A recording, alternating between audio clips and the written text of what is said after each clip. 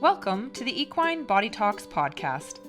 We'll be diving into the equine industry from the lens of a bodyworker, talking to other equine professionals and discussing scenarios around soft tissue work for all equine athletes. I'm Kim Krebs, your host. I've been working for over 2 decades in this industry as a loper, barn manager, and bodyworker. With the many horses I've worked with in all of these capacities, it has driven me to want to continually find out the why and the hows of equine biomechanics, health, and performance, to help these athletes achieve their best potential while limiting the wear and tear on their bodies. This podcast is dedicated to opening the conversation around equine wellness, diving deeper into the whole body approach for equine performance horses. Welcome back to everyone. I'm really stoked to be once again here on the air with you guys. I'm sorry it's taken a little longer than I had initially thought to get back up and running, but I wanted to make some audio and format changes to the podcast. So I hope you all like what you are hearing. The first season, it turned into a much bigger success than I thought possible, but it was also a big learning curve for me. All I knew was that I wanted to start talking about equine bodywork and performance horse care specifically. But a massive thank you to all of the listeners. This podcast has reached internationally to places I haven't even heard of, which has really inspired me to then take it up a notch and make the improvements you're going to be hearing in this second season. I can't start without giving a big shout out to Emma Rushton of Share on Air for her coaching and help in planning as we improve the quality of Equine Body Talks. Sending a plug her way, so if you guys have ever wanted some voice coaching or are interested in recording help, I highly recommend her. And you can follow her on both Instagram and Facebook at Share on Air. I thought I'd start the season off by giving you a heads up about what we have planned for this coming season. It may not always be perfect, but it's going to be real, and I'm really excited to get it up and running. A little background here about my why I got into bodywork, and why it's become a passion for me to talk about. After graduating from Olds College, their equine science program, I began, as most do, starting colts and doing barn chores before I gained some experience and became then part of the Loper barn management team. And I worked for some great trainers. They had exceptional programs in place for the horses that they had, and they worked really hard, not only in the training aspect, but also looking at feed, farrier, and whatever veterinary needs that each horse needed. I felt, though, that there was possibly something more.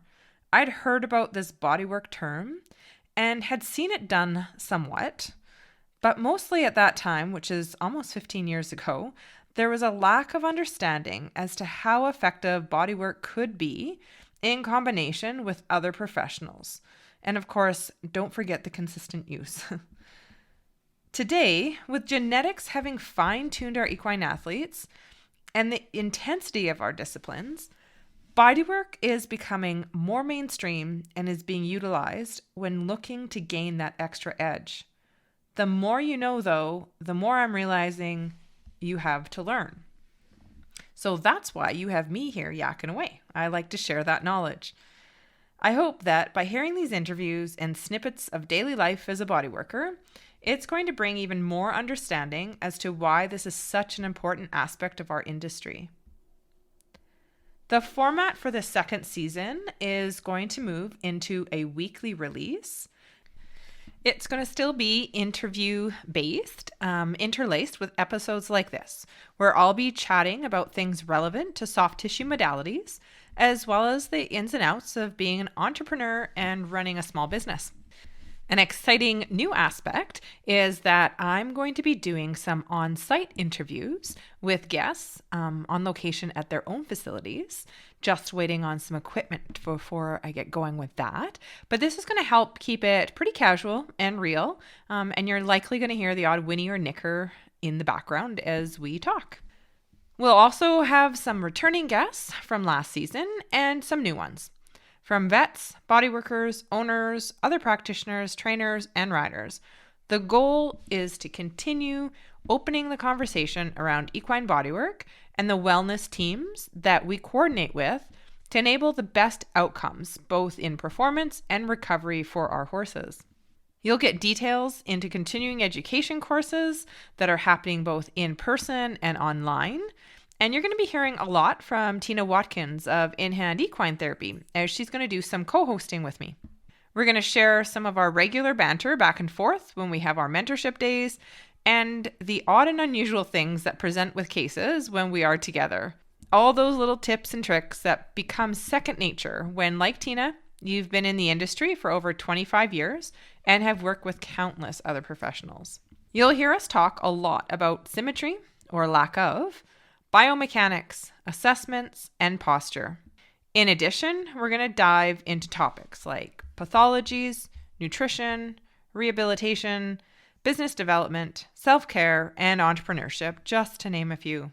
As any equine professional or horse owner, we strive to create the best for our horses, from hobby riding to full equestrian endeavors in both English and Western disciplines. We need to start addressing them as athletes and acknowledging, just like human athletes, how they can improve performance and recovery to excel. We're not going to be afraid to get into the nitty-gritty either and talk about topics that often are shied away from. Things like the legalities of practicing, what modalities are within scope of practice, and what responsibilities lie with each of us to be a good ambassador for this industry. And we're going to be talking about you, the bodyworker, the entrepreneur, the caretaker, the rider, the leader, whatever your title, and I'm sure you have many. I hope you recognize that if you are working on your own company or working with others, your mental, emotional, and physical health and well-being are important to see both you and your work grow. So do not negate you. This is an industry that brings a lot of empathetic people forward, caring for animals and individuals, so we often put us last. I've done it. I even continue to do it. It's part of our makeup. We're going to chat about ways you can help you and feel confident in yourself. So let's get started. Let's open the conversation. Thank you for listening to the episode. I appreciate each rating and review you can give to help grow this podcast, and ask that you please share it on social media and with your friends.